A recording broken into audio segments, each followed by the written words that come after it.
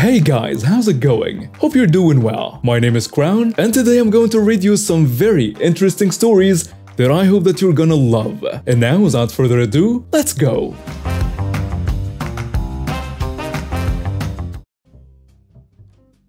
Just thought of this one. I'm a registered nurse. Don't work in a hospital anymore because of things like this, but I used to.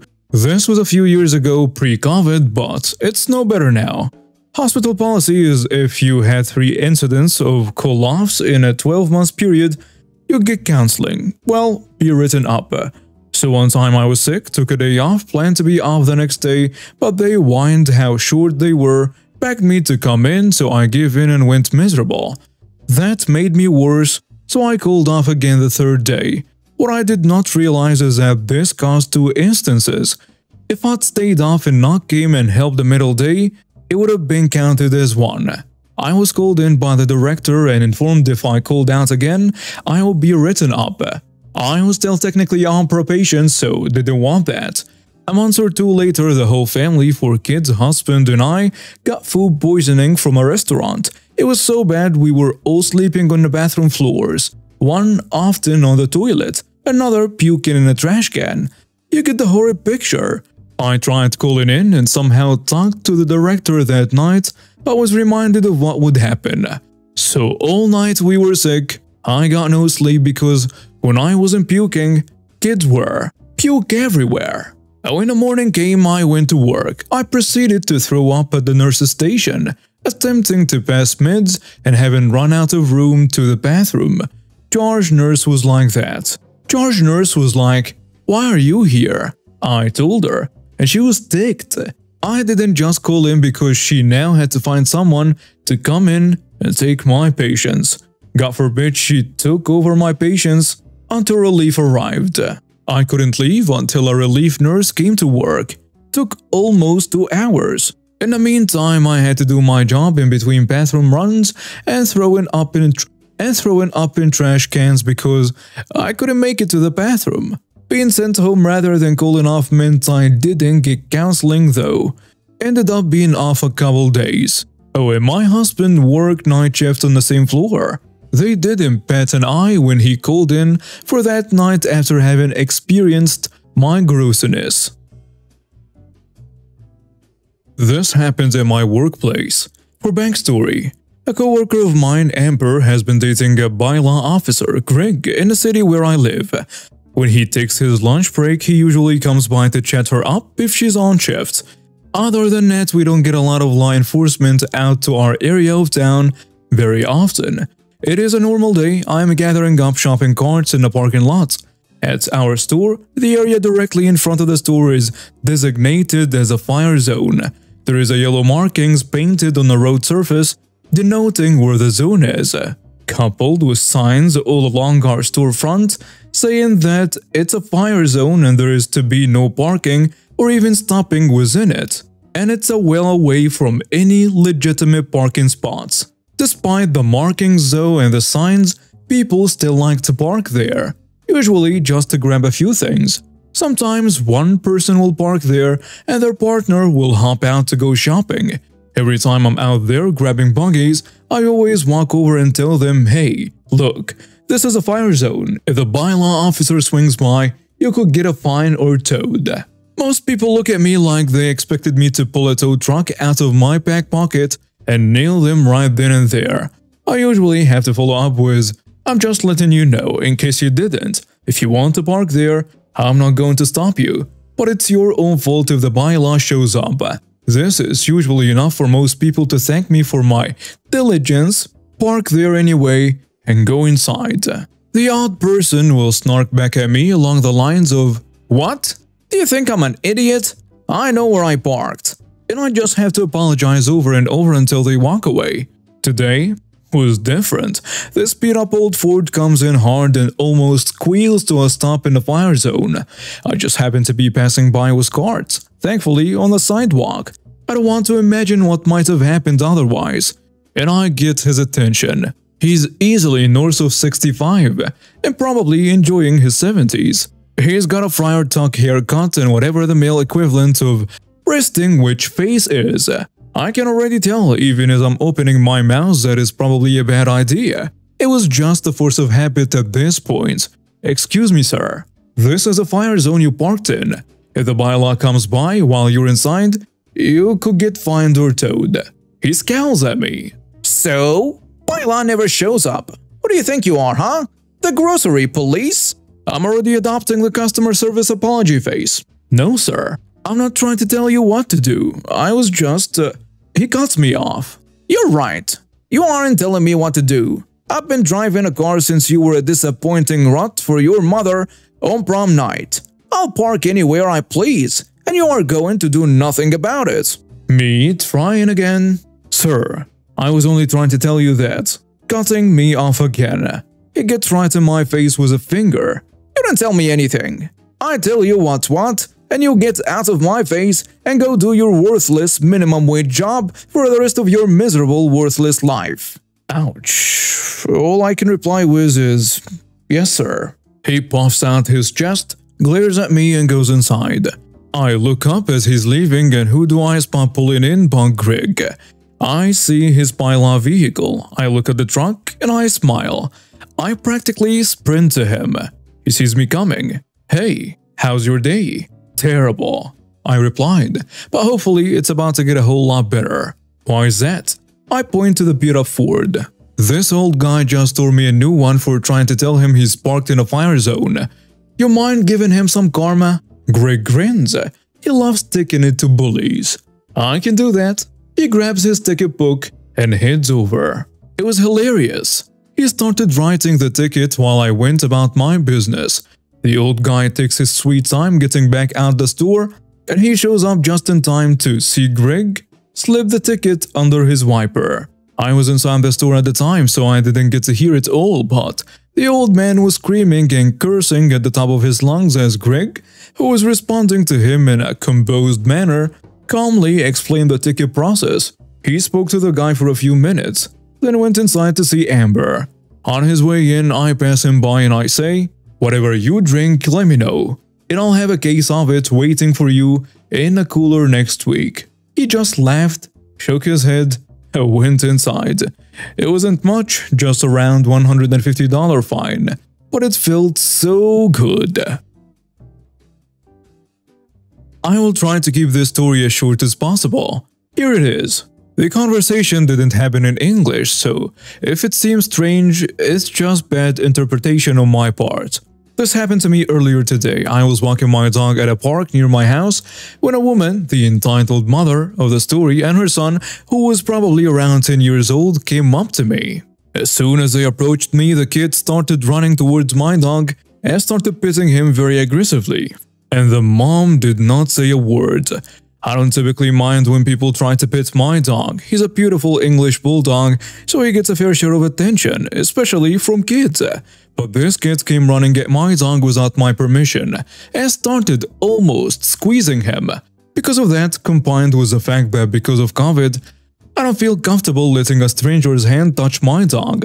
I said sorry. He doesn't like to be pet. And we stepped back. Then the mom started asking me the typical, "How old is he?" or "What is his name?" kind of questions, and actually seemed nice until she said, "How much for it?" I awkwardly laughed and said sorry, but he's not for sale. But she insisted and offered to pay 100 euros for the dog. My family and I got him for a breeder, so he cost way more than that in the first place. But either way, I obviously refused. However, she continued to insist and said something along the lines of, "Please, my son has been very sad at home doing nothing all day, and a dog would really cheer him up." I refused again and she continued saying, Look how much he likes us. He looks like he likes us more than he likes you." Well, he gets very excited around strangers, so he was obviously paying them more attention than he was doing to me, and I continued to say no. At this point, I could tell the mom was getting really upset, so I said bye and tried to walk away. But as I was walking past him, my dog tried to jump toward the kid, who got scared and screamed. My dog loved kids and was obviously just trying to play with him, but either way I pulled him back, so he didn't even get close to him. But the mom pulled her son back and started screaming. Help! This dog attacked my son! This attracted the attention of a lot of people around, including the security guard of an office building right next to us. The security guard came over, asked what was going on, and the mom said that my dangerous dog hurt her son. She demanded that he got taken away. She then stated more things like the fact that I was not wearing a mask and that that's a crime. This is supposed to be a 5-minute walk and I never have any social interactions on the way, so I never bring a mask. And also said that I coughed on her son. Then I told the security guard my side of the story. He let us all go home. The nerve of some people. A little background for things to make sense. I have been going to my church faithfully for over 24 years. With that being said, I know where I am and I'm not allowed to go, and what I'm allowed and not allowed to do. Another thing, about 20 years ago we built and moved into a new building and we added a kitchen to the new building. The rules are if you're a member and you use a kitchen, clean up after yourself. And if you use any supplies such as paper plates, plastic silverware, or the throwaway metal pan in a high volume, replace them. Note, this has been the rule since I was a kid. Now I must tell you about our entitled person. This guy is an idiot and says nonsense things. He's a guy that volunteered to clean our 2 main buildings, so he was given a key to every single door excluding staff offices. Note that he is not a staff member. Staff member meaning they are employed and paid by the church. For some reason, because he has these keys, he thinks he's the most important person in our church and constantly says stuff like, well, these keys were given to me by the pastor, therefore. Finally, let's talk about me a little bit. Normally, when people start acting foolish, I just keep my mouth shut because in my brain, the person is not worth my job or my caring. There are only 2 things that set me off. 1. You do not mess with or attack my family in any way. My family is one of the most important things in my life. 2.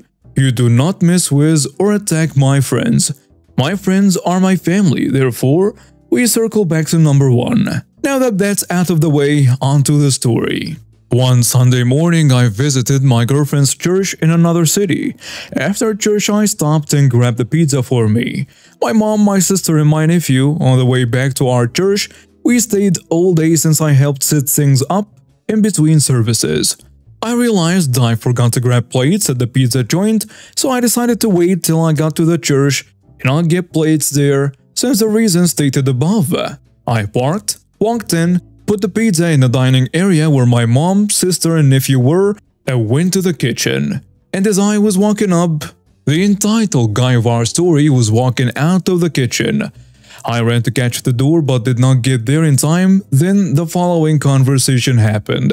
I asked him, "Hey man, can you open the kitchen for me so I can get 4 plates?" He ignores me, then asks, "Do you know who's cooking there?" "No sir, I just got here. Can you please open the door so I can get some paper plates?" "No." Why?" "Because I don't know if you're allowed in the kitchen or not." I sigh and say, "Yes, I am. Now please open the door. I am hungry and want to just get a few plates." "No." Me starting to get annoyed by this point. "Okay, how about you go get them? I just need 4.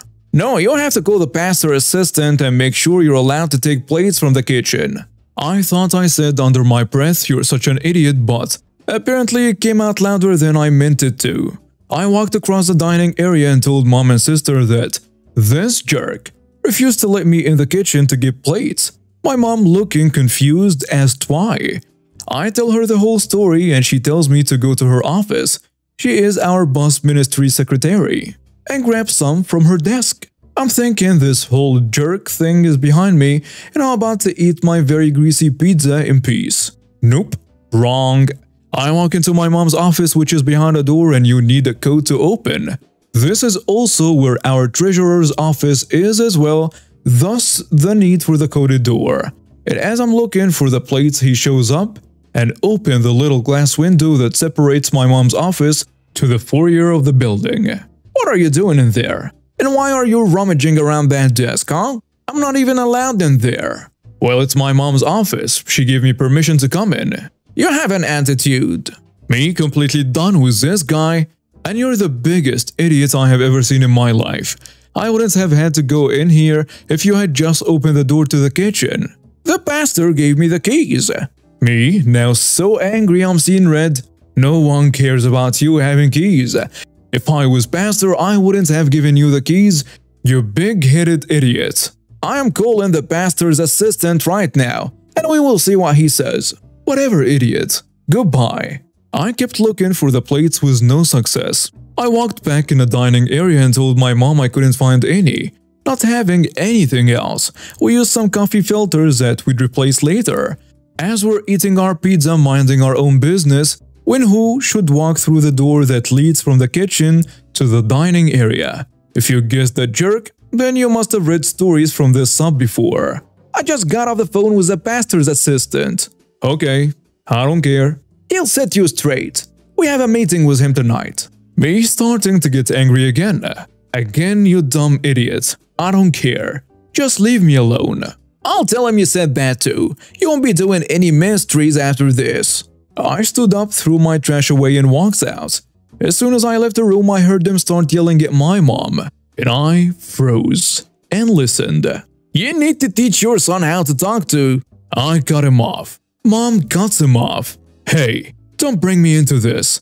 And don't yell at me. What happened next I really can't explain. Rage swelled up in me with the heat and intensity of 5,000 suns. I ran in the room and screamed. Oh no. I got into his face. Listen to me, you stupid son of a witch. If you ever speak to my mother like that again, I will go to jail today because I will break every bone in your body and then end you. The jerk starts to speak, but I don't give him the chance. No, you best shut up now and get out of here before I do something to you and end up in jail today, you jerk. I have never seen a person run so fast. My sister is looking at me, her mouse is basically on the ground because she had never heard me speak like that. I apologized to her for her hearing that and we went to take her home. On the way back, the jerk called my mom's phone crying saying he was scared to show up tonight, and I thought, good. He was scared that I'd meet him in the parking lot with a few friends and beat him down. I thought, well, not a bad idea.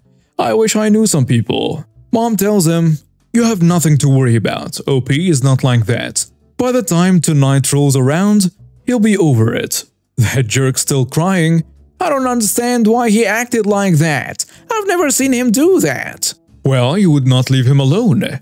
You came to him and basically said, yeah, I got you now, and threatened his ministries, and then you made the mistake of verbally attacking me. Mrs. M, I didn't attack you. I didn't even touch you. But when you started yelling at me, he felt like you were. And his dad has always told both of the boys, if someone attacks your mom, you have to defend her. Are you sure he won't attack me tonight? No, he won't. Don't worry about it. And I never saw that guy do any idiocy to us after this, and always behaved well. And now we have reached the end of today's stories. Thank you for watching and see you next time.